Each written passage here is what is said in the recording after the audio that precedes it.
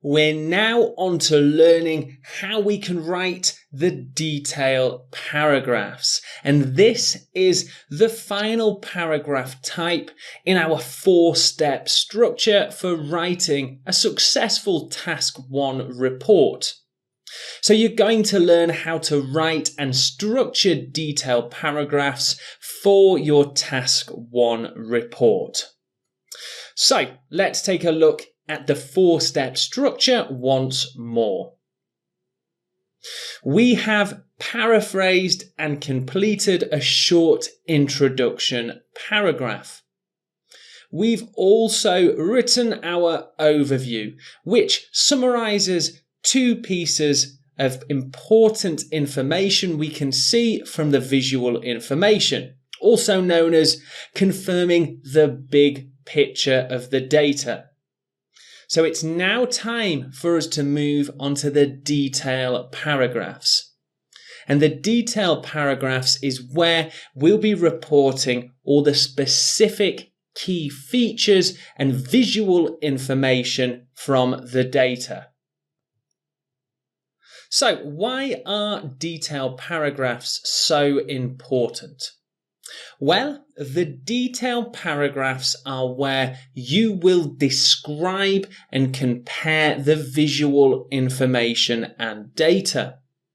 So let's take a look at this from the perspective of the IELTS examiner.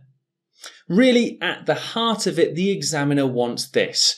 Your main goal is to accurately report, describe and compare the data and visual information in your given Task 1 question. And the detail paragraphs are where we will give all our understanding of the data and visual information, as well as specific facts and figures. Taking a look at the band descriptors, to paraphrase, for a band 6, presents some key features and trends from the data. Some of these may not be completely accurate.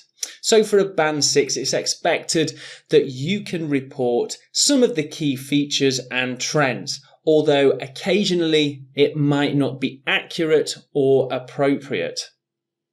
For a band 7, you must clearly present, describe and report the key features whilst making some comparisons. So it's a step up to get that band 7.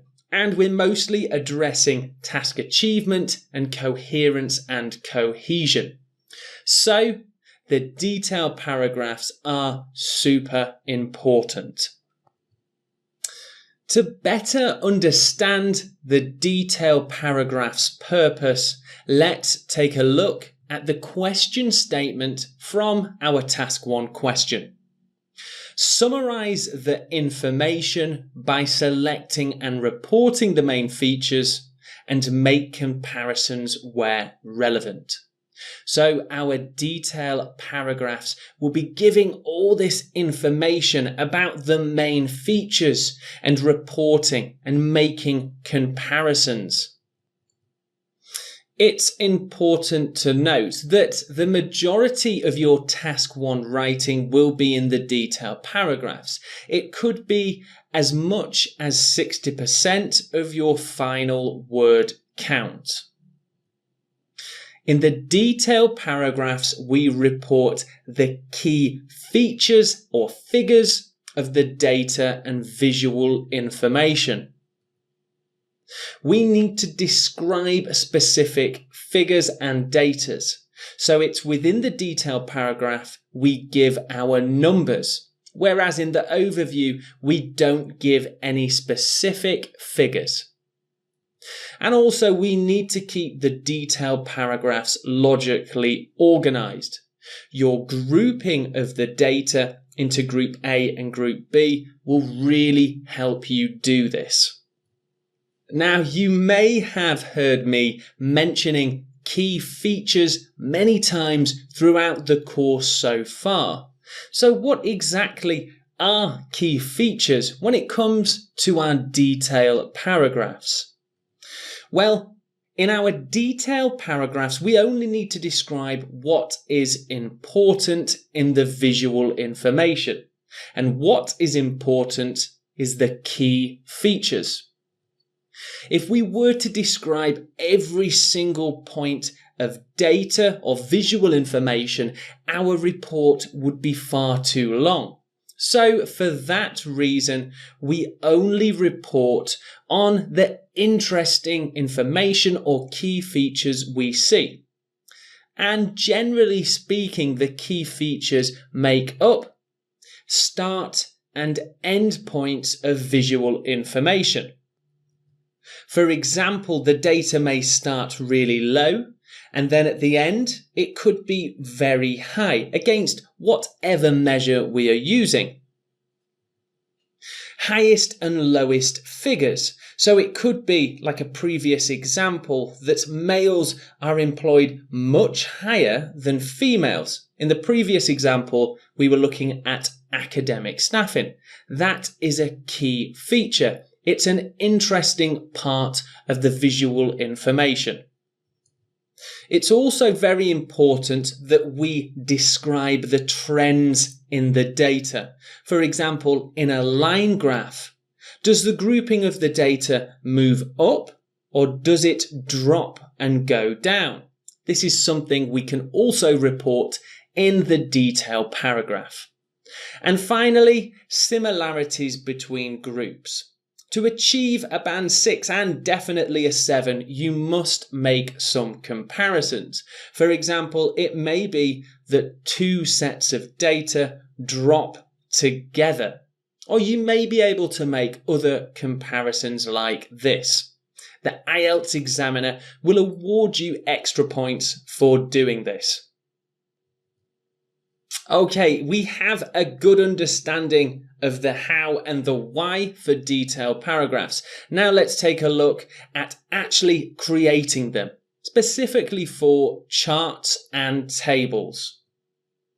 So when describing charts and tables, we want to report specific numbers and figures, and this all goes within our detail paragraph. So here is a question that we've seen before, and it's taken from a previous IELTS writing test. Now, our grouping for the detailed paragraphs is really important. And remember, the grouping comes from our short plan. Group A is detail paragraph 1, and Group B is detail paragraph 2. And there's many different ways we can group data. From looking at this line graph, I can think of two obvious ways to group. The first being we group all the data or the energy types, petrol, coal, gas, nuclear, solar, and hydro together. And we simply split the groups by the timeline along the x-axis. For example, detailed paragraph 1 would cover 1980 to 2005. And detailed paragraph 2, or Group B, would describe and report 2005 to 2030. That being said, there's a lot to compare. So I actually prefer this strategy, this method of grouping for this particular question type, and that is renewable versus non-renewable. So I'll still be talking about dates, but in detailed paragraph 1, I will only talk about renewable energy sources.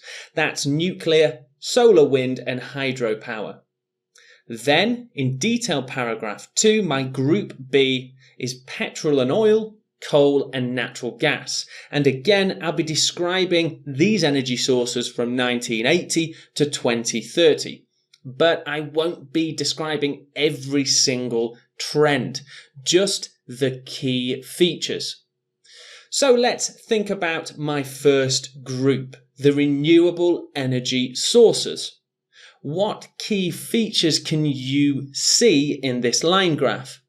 Pause the video, take a look at nuclear, solar, wind, and hydropower. Think of 2 or 3 key features that you could describe. What are the major trends? What are the big differences? What are the start and end points? Is there anything interesting to note? Pause the video now and have a quick look before I give you my ideas for key features for my Group A, the renewable energy sources.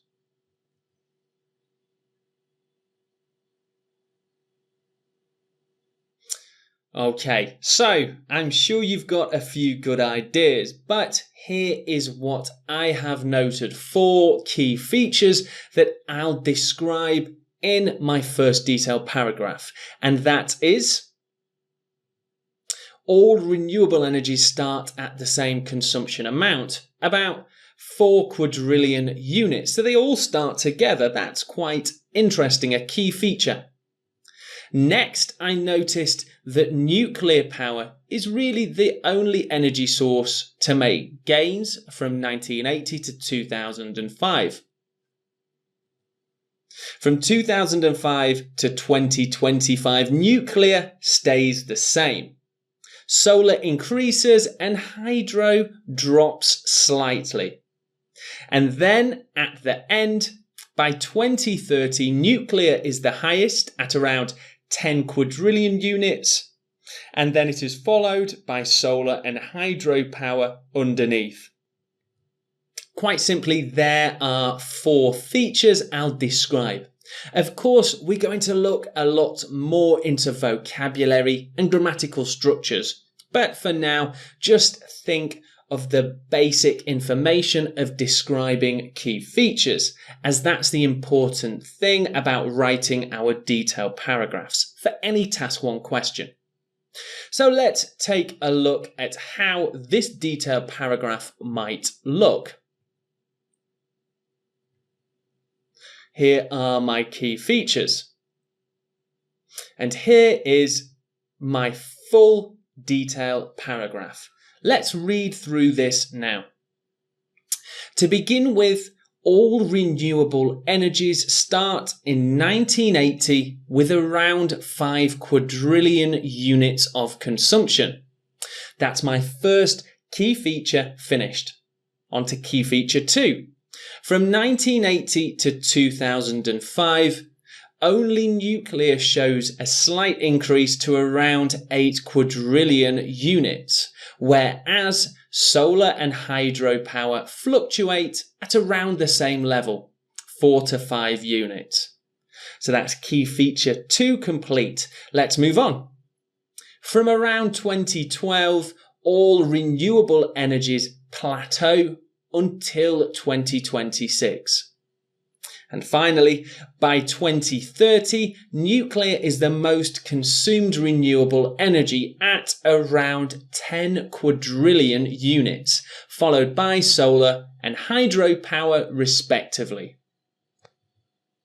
So there we have it, 4 key features that I've described for my detailed paragraph A, which is the renewable energies. Again, we'll be looking a lot more at specific vocabulary you can use. But taking a look at this paragraph, in blue, I have my grouping types.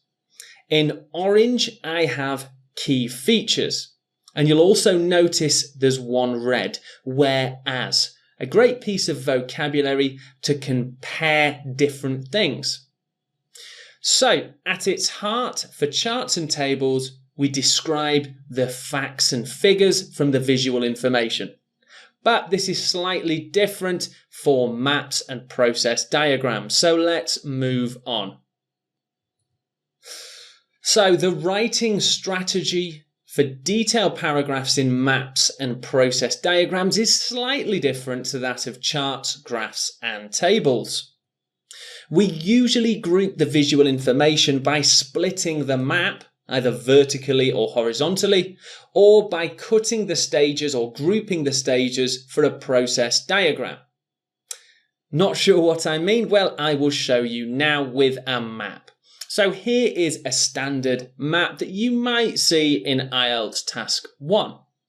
What I often suggest doing is halving the maps, either north to south or east to west.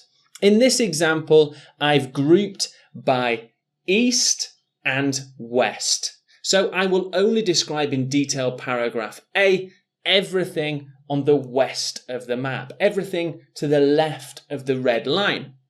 My detailed paragraph 2 or group B is everything on the east of the map or everything right of the line. I will make comparisons to what has changed on the island, and I'll show you some examples of detailed paragraphs for maps in a moment. Now for process diagrams, we simply group or split the different stages. So here is a process diagram for how bricks are made, beginning with a digger and ending with the delivery of bricks. Simply put, for the process diagram, count how many stages and then split them into two groups. So at the top, I have 1, 2, 3, 4 stages. The digger, the metal grid and roller, adding sand and water, and then making the bricks from the wire cutter or mould. And then group B would be everything underneath that, from the ovens to the packaging to the delivery. So our grouping's quite different for maps and processes, but it's fairly easy to do too. So let's take a look at a map. Here we have a standard IELTS Writing Task 1 map, where we have 2 different years and we can see some development. Simply put, the detailed paragraphs will describe what has changed and what has remained the same. I'm going to group this map by everything in the north and everything in the south and make comparisons between the 2 dates. So, key question, what remains the same and what has changed? Well, I can see at the very start the mainland has pretty much not changed at all. I can see that a new bridge has been built which connects the island to the mainland. So that's something I can describe. There's also a tour boat that has been added, and I assume a port must have been added too. And also, the houses remain unchanged. They don't change in terms of the buildings. However, there is a road added to the north going out of the houses. So that's something that I can report on. So let's take a look at my detailed paragraph for this map question. To begin with, we can see the facilities on the mainland remain the same between 1995 to 2005. However, a new bridge was built to connect the island and the mainland between the 2 years. Furthermore, a tour boat port was added just northwest of the new bridge.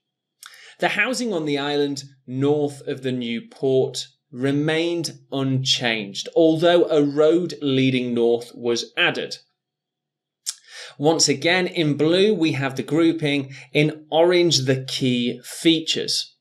Now, some of you may be saying it doesn't mention anything about a port. Now, sometimes we can assume features are added. There must be a port as there is a tour boat. How else would people board it? But be careful not to add facilities that definitely wouldn't exist. So there you have it. I've reported 4 key features in detailed paragraph A, everything south of the island. Detailed paragraph B would be everything in the north of the island and comparing 1995 to 2005. Let's now move on to a process question type.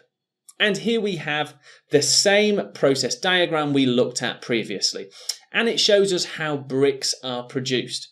It's also worth saying that even though process diagrams are slightly less common for IELTS Writing Task 1, it's still good to have an understanding just to be best prepared.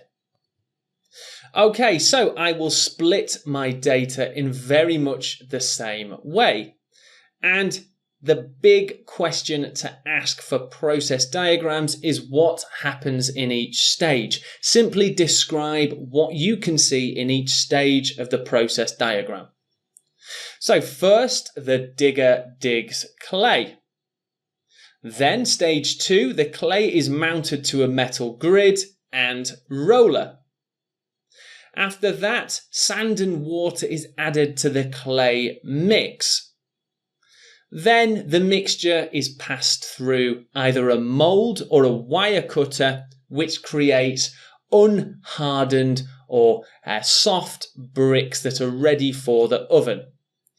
I'm no expert at how bricks are produced. I'm simply explaining and describing what I can see in each stage. So let's take a look at detail paragraph A for this brick process question. In the first stage of brick production, clay must be dug up by a digger. This raw clay is then passed onto a metal grid, where the clay passes through onto a roller. Then sand and water is added to the clay, creating a mixture suitable for bricks. After that, the clay, sand and water mixture is passed through a wire cutter or added into a mould to produce unhardened brick shapes. So there you have it, the 4 stages which creates my detailed paragraph for a process diagram. And once again, we'll be looking more specifically at vocabulary. Just understand our detailed paragraphs for a process diagram describes the key features of each stage in the visual information. So there you have it, how to write detailed paragraphs for a Task 1 report. In the next lesson, I'm going to show you some modelled live writing for detailed paragraphs for different Task 1 reports. See you there.